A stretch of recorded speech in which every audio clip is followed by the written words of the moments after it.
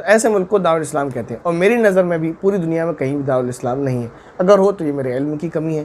لہذا پاکستان اور بنگلہ دیش یہ دارالاسلام ہیں اور انڈیا دارالحرب ہے۔ سامعین و ناظرین، اعلیٰ حضرت امام اہل سنت امام احمد رضا خان حنفی قادری بریلوی رحمۃ اللہ علیہ کا یہ معروف علمی اور تحقیقی شاہکار، جس کا نام ہے اعلام الاعلامی بان ہندوستان دارالاسلام، یہ ایک ایسا رسالہ ہے جس کے خلاف دیوبندی ٹولہ کے بڑے چھوٹے اکثر و بیشتر نام نہاد محقق اور مناظر یا سوشل میڈیائی متعصب دیوبندی وہابی موقع بے موقع زہر افشانیاں کرتے رہتے ہیں۔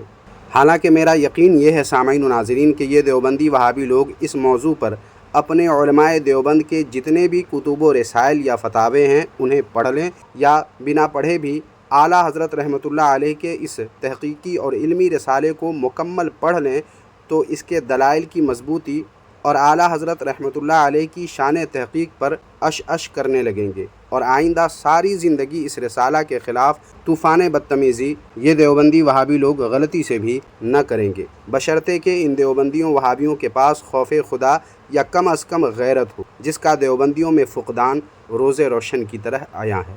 بہرحال سامعین، آج کی اس ویڈیو میں اعلیٰ حضرت رحمۃ اللہ علیہ کے اسی رسالے کے متعلق دیوبندیوں کو اس کے گھر کا آئینہ دکھانے والا ہوں، کیونکہ دیوبندی اس رسالے کو انگریز کی تائید میں یا انگریزوں کو فائدہ پہنچانے کے لیے لکھا گیا ہے، یہ لوگوں میں بتانے کی شیطانی کوشش کرتے رہتے ہیں، جو بلا شبہ ان دیوبندیوں وہابیوں کی جہالت و بدعقلی اور تعصب و عناد ہے۔ تو آئیے چلتے ہیں اپنے موضوع کی طرف۔ قاتل کرد کریں گے ہم ہیں بریلی والے۔ سامعین و ناظرین، اعلیٰ حضرت علیہ الرحمہ کے اس رسالے کے نام ہی سے ظاہر ہے کہ اس میں کیا ثابت کیا گیا ہے۔ نام ہے اس رسالے کا، جیسا کہ آپ خود بھی پڑھ چکے ہوں گے، کہ اعلام الاعلامی بان ہندوستان دارالاسلام، یعنی علم کے پہاڑوں کا اعلان کہ بے شک ہندوستان دارالاسلام ہے۔ اس رسالے میں سامعین فقہ حنفی کے امام اعظم ابو حنیفہ رحمۃ اللہ علیہ اور دیگر ائمہ کرام و فقہائے اسلام کے حوالے سے ہندوستان کو، کس ہندوستان کو؟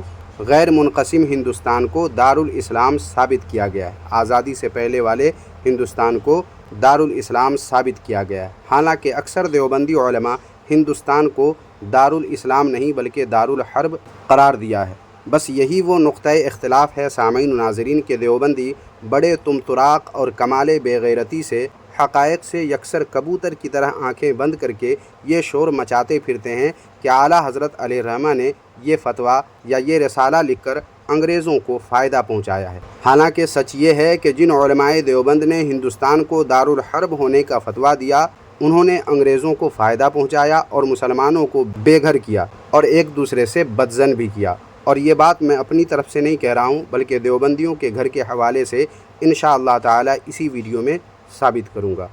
تو آپ نے یہ سمجھ لیا کہ دیوبندی علماء نے ہندوستان کو دارالحرب قرار دیا، لیکن اعلیٰ حضرت رحمۃ اللہ علیہ نے اس رسالے میں ہندوستان کو دارالاسلام ثابت کیا ہے، جس پر دیوبندی اعلیٰ حضرت رحمۃ اللہ علیہ کے خلاف طوفان بدتمیزی کرتے رہتے ہیں۔ لیکن ایسے میں سب سے پہلے سامعین رشید احمد گنگوہی کے فتویٰ کو پیش کرتا ہوں۔ دیکھیے فتاویٰ رشیدیہ کا یہ نسخہ، اور اس کے صفحہ نمبر 76 پر دیکھیں سوال و جواب میں کیا لکھا گیا ہے۔ سوال ہے کہ ہندوستان دارالحرب ہے یا دارالاسلام؟ مدلل ارقام فرمائیں۔ الجواب: دارالحرب ہونا ہندوستان کا مختلف علماء حال میں ہے۔ اکثر دارالاسلام کہتے ہیں، اکثر علماء کیا کہتے ہیں؟ دارالحرب نہیں کہتے، بلکہ اکثر دارالاسلام کہتے ہیں، اور بعض دار حرب کہتے ہیں۔ بندہ اس میں فیصلہ نہیں کرتا، فقط واللہ تعالی اعلم۔ سن لیا سامعین؟ رشید احمد گنگوہی نے بھی اپنے اس فتوے میں صاف کر دیا کہ ہندوستان کے دارالحرب اور دارالاسلام ہونے میں علماء کرام کا کیا ہے؟ اختلاف ہے، لیکن اکثر علماء کرام یعنی بہت سارے علماء کرام ہندوستان کو دارالاسلام ہی کہتے ہیں، اور کچھ ہیں جو دار حرب کہتے ہیں، لیکن رشید احمد گنگوہی اس میں فیصلہ نہیں کرتا، یہ صاف صاف کہہ دیا ہے۔ تو اب آپ سامعین و ناظرین خود بتائیں کہ جب علماء کرام کی اکثریت نے ہندوستان کو دارالاسلام کہا ہے، تو اعلیٰ حضرت رحمۃ اللہ علیہ نے بھی دارالاسلام ہندوستان کو قرار دیا، ثابت کیا، تو اس میں ان کا کیا جرم ہے؟ اگر اعلیٰ حضرت رحمۃ اللہ علیہ کو دیوبندی وہابی لوگ اس وجہ سے مطعون کرتے ہیں کہ انہوں نے ہندوستان کو دارالاسلام قرار دیا، ثابت کیا، تو ان اکثر علماء کرام جنہوں نے دارالاسلام قرار دیا ہے ہندوستان کو، ان کے بارے میں دیوبندیوں کا کیا خیال ہے؟ کیا ان اکثر علماء کرام کو بھی برا بھلا کہیں گے؟ ان کے خلاف بھی طوفان بدتمیزی کریں گے؟ ان کو بھی وہی کہیں گے جو اعلیٰ حضرت رحمۃ اللہ علیہ کے متعلق کہتے ہیں؟ نہیں کہیں گے۔ کیوں؟ صرف اور صرف اس لیے کہ دیوبندی اعلیٰ حضرت رحمۃ اللہ علیہ پر جو اعتراض کرتے ہیں یہ اپنے علم و تحقیق کی وجہ سے نہیں بلکہ تعصب و عناد کی وجہ سے۔ جب اپنے دیوبندی علماء میں علم و تحقیق کی یتیمی دیکھتے ہیں اور اعلیٰ حضرت رحمۃ اللہ علیہ کی علمی و تحقیقی شان دیکھتے ہیں تو انہیں جلن ہونے لگتی ہے، اور اسی جلن اور حسد کی آگ میں جل بھن کر یہ لوگ اعلیٰ حضرت رحمۃ اللہ علیہ کے صحیح مسئلے کی وضاحت پر بھی انہیں مطعون کرتے ہیں۔ لیکن جن اکثر علماء کرام نے ہندوستان کو دارالاسلام قرار دیا ہے، ان کے خلاف دیوبندیوں کا خاموشی اختیار کر لینا اس بات کی واضح دلیل ہے کہ یقیناً یہ دیوبندی وہابی لوگ اعلیٰ حضرت رحمۃ اللہ علیہ سے بغض و عناد رکھتے ہیں، اور اسی بغض و عناد کی وجہ سے صحیح فیصلہ اور صحیح مسئلہ کی وضاحت کے باوجود ان کے خلاف زہر افشانیاں کرتے رہتے ہیں۔ سامعین و ناظرین، اب ایک اور حوالہ ملاحظہ کیجیے۔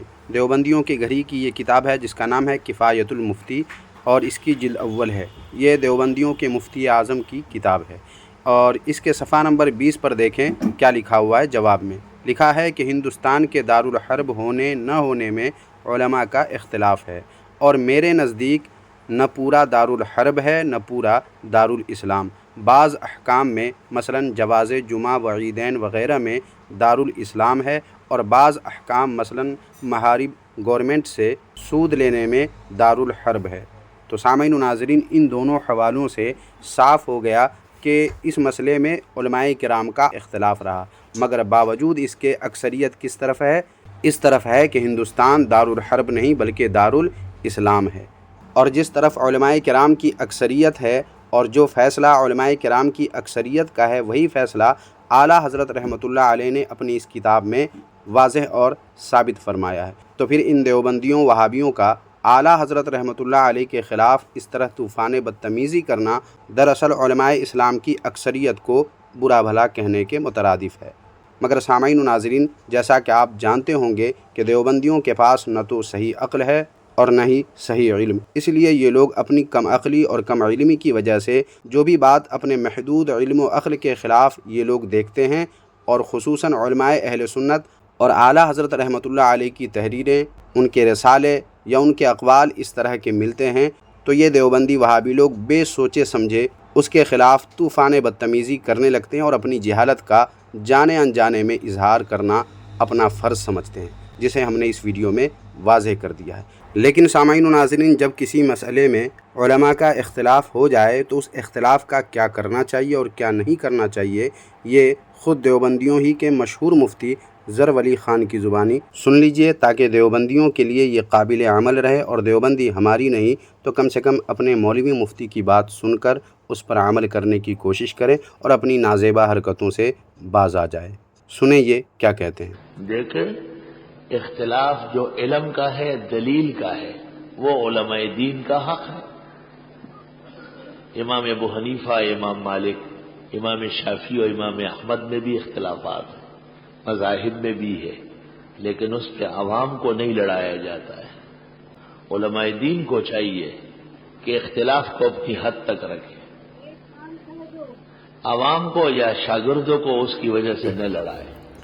لیکن سامعین و ناظرین، ان بدعقل و بے علم دیوبندیوں وہابیوں نے اس خالص علمی مسئلے اور علماء کے اس اختلاف کو سمجھے بغیر اپنی جہالت کی بنا پر عوام میں لا کر خود اپنے ہی ہاتھوں اپنے پیروں پر کلہاڑی مارنے کا کام کیا ہے، اور اس طرح اپنے مولویوں کی تعلیمات اور ان کے فتاوی جات سے اپنی بے خبری کا اظہار کر دیا ہے۔ حالانکہ خود دیوبندیوں ہی کے گھر کی کتاب میں ہے کہ جس مسئلے میں اختلاف ہو جائے اس میں دونوں طرف سہولت کی راہیں نکل آتی ہیں۔ ثبوت کے لیے دیکھیے آپ اس کتاب کو، جس کا نام ہے مزارات اولیاء کرام اور ان کے فیوز و برکات برحق ہیں۔ یہ کتاب خود دیوبندیوں کے گھر کی ہے، اور اس کتاب کے صفحہ نمبر 15 پر دیکھیں کیا لکھا ہوا ہے۔ لکھا ہے کہ جس مسئلہ میں اختلاف ہو جائے وہاں موافق و مخالف دونوں طبقے کے لیے سہولت کی راہیں نکل آتی ہیں۔ مگر سامعین و ناظرین، دیوبندیوں کے نام نہاد مناظر اور محقق لوگوں اور سوشل میڈیا پر कीड़े मकोड़े की तरह उलमाए अहले सुन्नत बिलखुसूस आला हज़रत रहमतुल्लाह अलैह के ख़िलाफ़ बेसरोपा बातें करने और उन पर इल्ज़ामात व इत्तेहामात के ज़रिए सोशल मीडिया पर गंद फैलाने वाले देवबंदियों वहाबियों के पास इतनी अक्ल या ऐसा इल्म कहाँ है कि ये सब समझ सके और अपनी हरकत बद से बाज आए। खैर, ये तो हुए मसले की वजाहत। अब आइए सामीन व नाज़रीन, आपको ये बताता हूँ कि आला हज़रत रहमतुल्लाह अलैह ने हिंदुस्तान को दारुल इस्लाम साबित करके अंग्रेज़ों को फ़ायदा पहुँचाया, उसकी तायीद की। इस किस्म की बातें करने वाले देवबंदियों वहाबियों ने कैसे हिंदुस्तान को दारुल हर्ब करार देकर मुसलमानों को नुकसान और अंग्रेज़ों को कैसे फ़ायदा पहुँचाया है, ये देख लीजिए। जिसके लिए देवबंदियों के घर ही का ये माहनामा, जिसका नाम है फ़ारान कराची, ये मुलाहिज़ा फरमाएँ। ये माहनामा मई 1965 ईस्वी का है और इसके सफ़ा नंबर 6 ही पर देखें क्या लिखा है खुद देवबंदियों ही ने। देखें, यहाँ लिखा है कि अंग्रेज़ के दौर में हिंदुस्तान के बाज़ उलमा ने, जिनमें उलमाए देवबंद के नाम सरे फ़हरिस्त नज़र आते हैं, हिंदुस्तान को दारुल हर्ब करार देकर इसका फतवा दिया कि यहाँ के मुसलमान हिजरत करके किसी दारुस्सलाम में चले जाएं। इस फतवा के जो परेशान कुन नताइज बरामद हुए, उसका हाल ज़फ़र हसन एम.ए. से सुनिए, जो अपनी दीनदारी, फ़िक्र अमल और अंग्रेज़ों के ख़िलाफ़ अमलन बाग़ियाना जिद्दोजहद में ख़ासी शोहरत रखते हैं। ये क्या लिखते हैं? लिखते हैं, नतीजा ये हुआ कि हज़ारों सादा लोग मुसलमान अपने घर बार से महरूम हुए। अफ़ग़ानिस्तान पर माली बोझ पड़ा। हिंदुस्तानी मुसलमान अफ़ग़ानों से और अफ़ग़ान हिंदुस्तानी मुसलमानों से कबीदा खातिर हुए। अगर किसी ने इससे फ़ायदा उठाया तो वो अंग्रेज़ थे। तो देखा और सुना आपने सामीन, हिंदुस्तान को दारुल हर्ब करार देकर उलमाए देवबंद ने मुसलमानों को हिंदुस्तान छोड़कर किसी दारुस्सलाम मुल्क में जाने का फतवा तो दे दिया, मगर इसका नतीजा क्या हुआ? नतीजा ये हुआ कि मुसलमान अपने घर बार और सारी ज़मीन जायदाद छोड़कर अफ़ग़ानिस्तान पहुँचे और वहाँ जाकर एक दूसरे से कबीदा खातिर हो गए। लेकिन सामीन, असल पॉइंट ये है कि इस फतवे से फ़ायदा किसने उठाया? अंग्रेज़ ने। फ़ायदा किसको हुआ? अंग्रेज़ों को। तो अब आप ख़ुद बताएं सामीन व नाज़रीन कि हिंदुस्तान को दारुल इस्लाम बताने वाले ने, जिनमें उलमाए किराम की अक्सरियत है, उन्होंने अंग्रेज़ को फ़ायदा पहुँचाया या हिंदुस्तान को दारुल हर्ब कहने वाले देवबंदियों ने अंग्रेज़ों को फ़ायदा पहुँचाया? यकीनन यहाँ से साबित हो गया इस हवाले से कि दारुल हर्ब कहने वाले देवबंदियों ने अंग्रेज़ों को फ़ायदा पहुँचाया। मगर उल्टा चोर कोतवाल को डांटे की जिंदा जावेद मिसाल पेश करते हुए ये देवबंदी वहाबी लोग उल्टा आला हज़रत रहमतुल्लाह अलैह पर ये इल्ज़ाम लगाते हैं कि ये रिसाला लिखकर उन्होंने अंग्रेज़ की तायीद की, उसका साथ दिया, जिसे हमने अल्हम्दुलिल्लाह हकीकत के ख़िलाफ़ साबित कर दिया और बता दिया कि देवबंदियों वहाबियों का शोर शराबा, इल्ज़ाम व बहतान दरअसल मसले की हकीकत या सही या गलत होने न होने की वजह से नहीं, बल्कि अपने और अपने मौलवियों की कम इल्मी और बदफहमी पर पर्दा डालने और लोगों से उसे छुपाए रखने की नादान कोशिश है, जिसे आज की इस वीडियो में हमने साफ साफ वाज़ेह कर दिया है। बाकी सामीन व नाज़रीन, आप हज़रात इस ताल्लुक़ से कुछ कहना चाहें तो कमेंट बॉक्स में लिखें और वीडियो को लाइक और हाइप करके आला हज़रत रहमतुल्लाह अलैह के इल्मी और तहक़ीक़ी शाहकार की तशहीर के लिए और देवबंदियों की हकीकत को दुनिया के सामने लाने के लिए, उनकी बदअक़ली और बेइल्मी को और उनकी जहालत को दुनिया के सामने लाने के लिए इस वीडियो को आप जितना शेयर कर सकते हैं अपने दोस्त अहबाब में, ग्रुप्स में, उतना शेयर कर दीजिए। शुक्रिया, जज़ाकल्लाहु खैरा।